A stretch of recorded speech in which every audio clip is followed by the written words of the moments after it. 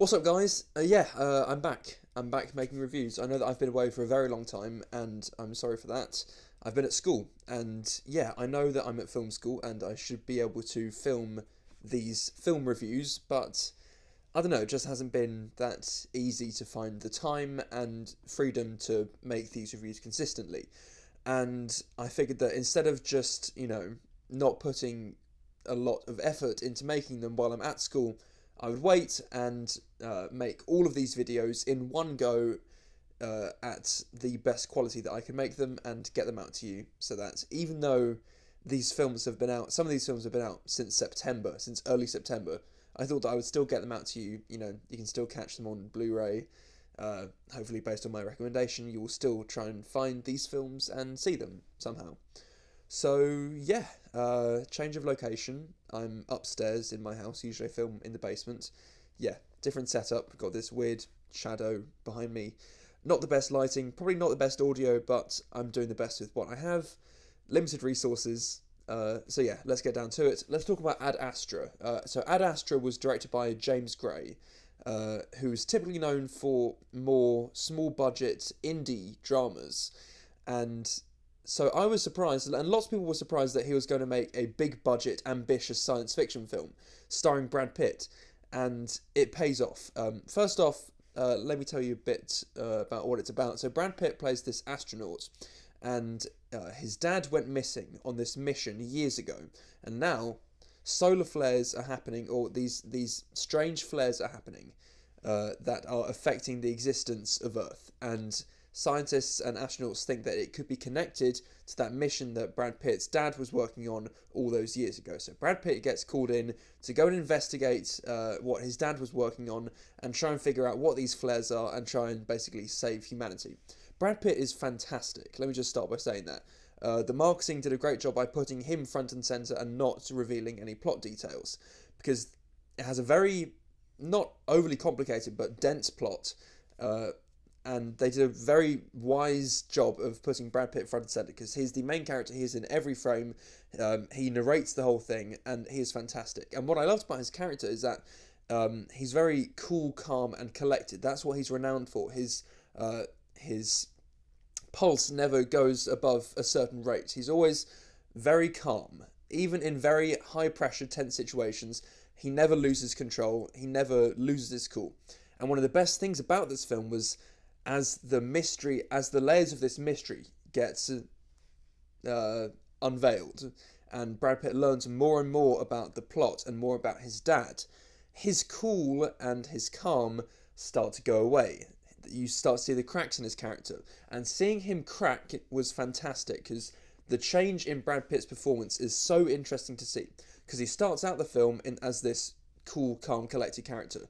And then as he learns more about his past, about his dad, about how his dad isn't who he thought he might have been, the change in character and performance is just great to see. The visuals are also gorgeous. Every single shot has something to look at. The cinematography, the use of colour, it's all fantastic. The framing, the way that he shoots the action sequences, you really feel like you're there. Usually in big budget science fiction films, there's this disconnect.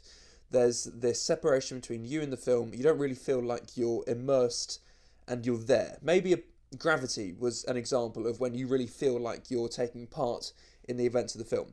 But there's one action scene involving a chase on the moon where you really feel like, I don't know, I'm going to keep saying you feel like you're there, but it's just so immersive like that. And James Gray shoots these scenes as if they're just normal events happening. There's no heightened sense of, oh, this is a film, let's shoot it in this really stylish cinematic way.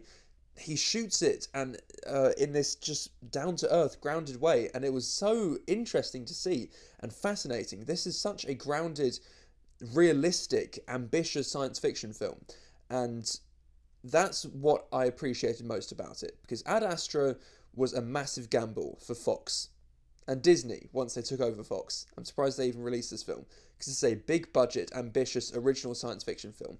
And it is the originality that I appreciated most, because you get so many adaptations, remakes. I know that everyone says this, but it was just so nice and refreshing to get an original piece of science fiction in the cinema, and not enough people saw it.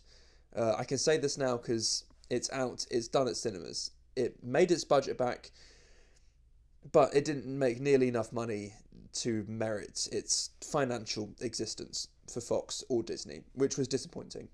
So anyway, the pacing is excellent. The slow pacing really lets you get immersed, really lets you wallow in this world and take in every detail. I love the pacing. It never really drags. The opening scene starts off with a bang, and basically, you know how in Blade Runner 2049, it's a long, slow-paced film, but at least for me, it's never boring, because there's always something interesting going on. You're always connected to the main character's journey. There's always something with a mystery going on. There's always something interesting happening, keeping you invested in the film. There's always that emotional connection. In this film, the emotional connection that they're going for is the connection between Brad Pitt and his dad. And this isn't a spoiler, but they eventually meet and they talk, and one of my flaws with the film is they didn't really nail that emotional aspect of the film. Tommy Lee Jones plays his dad, and he's great. And their initial confrontation when they first meet is really cool. And it's a great scene. But I really didn't think that they hammered home the emotional aspect. I don't think they stuck the landing there. There just isn't enough to it. The plot is very similar to Blade Runner 2049. The main character is this reserved person who discovers that he's part of this greater mystery, and he goes on this quest to find a father figure. But Blade Runner 2049, that is one of the most emotional films that I've ever seen, and there are lots of glaring similarities between Ad Astra and Blade Runner 2049 that I couldn't really put aside while I was watching Ad Astra. Some other flaws that I had: the story does wrap up quite easily. The final act, there's basically no conflict. There are also lots of unanswered questions. The payoff at the end doesn't really pay off the great setup. Also, comparing it to other science fiction films, it doesn't really have one standout scene that separates it, that makes it, oh wow, you need to see this scene from Ad Astra. It's just a very well constructed, every technical aspect is fantastic. Well acted, well directed, interesting, original piece of sci-fi. That's just what it is. But there wasn't that one standout scene that was like, wow, I love Ad Astra. But it is still definitely worth watching. Brad Pitt is fantastic. James Gray's direction is just refreshing to see.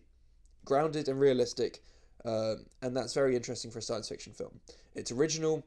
The colours, the cinematography, the pacing, every technical aspect, the direction, editing, that's all great. Just for me, it was missing a bit of emotion, a few standout scenes. There are some great scenes, but nothing like, wow, Ad Astra. And the ending wrapped up a bit too easily. So that's what I have to say about Ad Astra. It's definitely worth seeing. If you didn't see it in the cinema, that's annoying because it was great in IMAX. But you should definitely check it out. Buy it on Blu-ray, rent it, on demand, whatever you want to do. Just try and watch it. I would definitely recommend Ad Astra. It's not a masterpiece like some people said it was, but it is definitely worth watching if you're a fan of science fiction or just film in general. It's just worth seeing. So, those are my thoughts on Ad Astra. If you guys have seen it, let me know what you thought. Like, comment, subscribe, whatever you want to do. And until the next time, goodbye.